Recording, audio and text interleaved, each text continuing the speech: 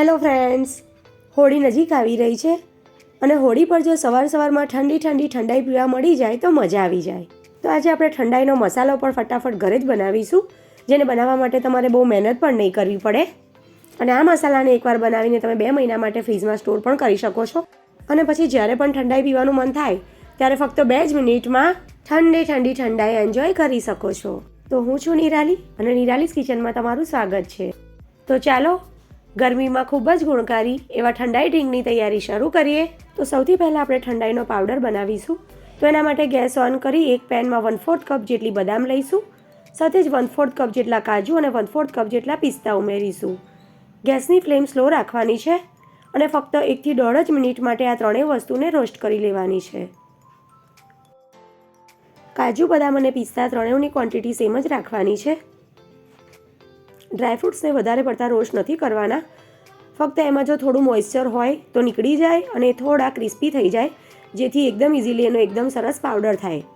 Gas હવે બંધ કરી દઈશું અને હવે પેન ગરમ જ છે ત્યારે આપણે એમાં ઉમેરીશું 2 ટેબલસ્પૂન જેટલા મગજતરીના બી, 2 ટેબલસ્પૂન જેટલી ખસખસ, 2 ટેબલસ્પૂન જેટલી વરિયાળી અને 15 નંગ મેં એલચી લીધી છે.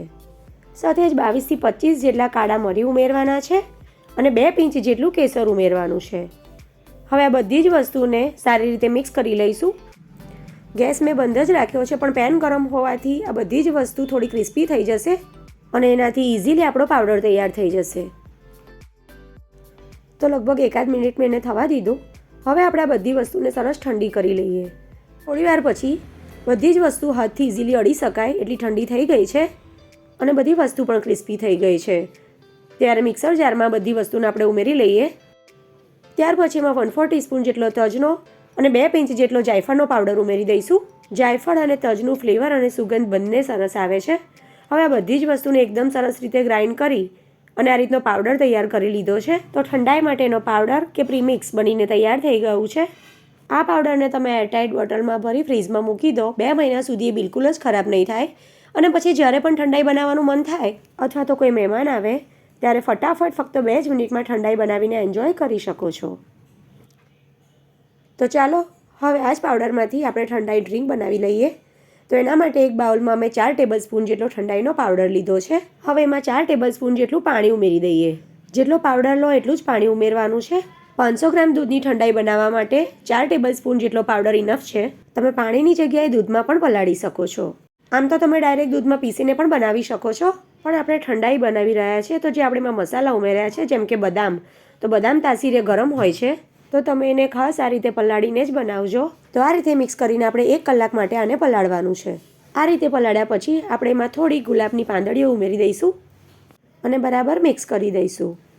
જો તમારી પાસે સૂકા ગુલાબની પાંદડીઓ હોય તો જ્યારે આપણે મસાલા શેક્યા એની સાથે જ પાંદડીને શેકી લેવાની, અથવા તો તમે આ રીતે પણ કરી શકો છો. હવે ઢાંકીને આપણે 1 કલાક માટે રહેવા દઈએ. તમારી પાસે જો ટાઈમ હોય તો 2 કલાક સુધી પણ પલાળી રખાય. 1 કલાક પછી તમે જોઈ શકો છો કે ડ્રાયફ્રૂટ્સ ફૂલી ગયા છે અને કેસરને લીધે કલર પણ સરસ આવ્યો છે.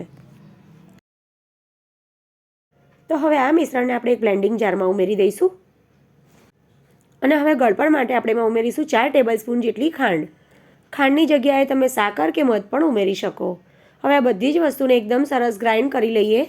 તો 4 ટેબલસ્પૂન મેં પાવડર લીધો, 4 ટેબલસ્પૂન ખાંડ અને 4 ટેબલસ્પૂન પાણી. હવે મેં અહીં 500 ગ્રામ અને કપથી મેઝર કરીએ તો 2 કપ ભરીને મેં દૂધ લીધું છે. દૂધને ગરમ કરી અને રૂમ ટેમ્પરેચર પર આવી જાય ત્યાર પછી મેં એને ફ્રીઝમાં ઠંડુ કરી લીધું છે. હવે આ ઠંડા દૂધમાં તૈયાર કરેલી બધી જ પેસ્ટ ઉમેરી લઈએ અને એકદમ સારી રીતે મિક્સ કરી લઈએ. ગ્રાઇન્ડિંગ જારમાં પણ થોડી પેસ્ટ બચી હતી, તેમાં થોડું દૂધ ઉમેરીને મેં એમાં ઉમેરી દીધું. ફરી એકવાર સારી રીતે મિક્સ કરી લઈએ અને તમે જોઈ શકો છો એકદમ સરસ ઠંડાઈ બનીને તૈયાર થઈ ગઈ. હવે આપણે એને સર્વ કરી લઈએ. ઠંડાઈને સર્વ કરતાં પહેલાં સર્વિંગ ગ્લાસમાં 2 આઈસ ક્યુબ્સ ઉમેરી દઈએ. બહુ જ સરસ એકદમ ટેસ્ટી આ ઠંડાઈ બનીને તૈયાર થઈ છે. એકદમ પરફેક્ટ મેઝરમેન્ટ સાથે જો તમે પણ આ રીતે ઠંડાઈ બનાવશો ને તો એકદમ ટેસ્ટી અને પરફેક્ટ જ બનશે અને જે પીશે એ બધા જ વખાણ કરશે. ગાર્નિશિંગ માટે ઉપરથી પિસ્તાની કતરણ ઉમેરી દઈએ. ઠંડાઈ પીતી વખતે જો થોડી કતરણ મોઢામાં ચવાશે ને તો પીવાની વધારે મજા આવશે. સાથે જ ઉપરથી થોડું કેસર ઉમેરી દઈએ. તો તમે જોઈ શકો છો કેટલી સરસ, જોતાં જ મોંમાં પાણી આવી જાય એટલી સરસ આપણી ઠંડાઈ બનીને તૈયાર થઈ છે. આવે છે ને તમને પણ મોઢામાં પાણી આ ઠંડાઈને જોઈને? તો તમે આ ઠંડાઈનું પ્રીમિક્સ ક્યારે બનાવો છો એ મને કમેન્ટમાં જરૂરથી જણાવજો. અને જો મારી આ ઠંડાઈ બનાવવાની રીત તમને ગમી હોય તો વિડીયોને લાઇક કરજો, શેર કરજો અને આવી જ બીજી નવી રેસીપી જોવા માટે મારી ચેનલ નિરાલીસ કિચનને સબસ્ક્રાઈબ કરજો. તો ફરી મળીશું એક નવી રેસીપી સાથે. આવજો.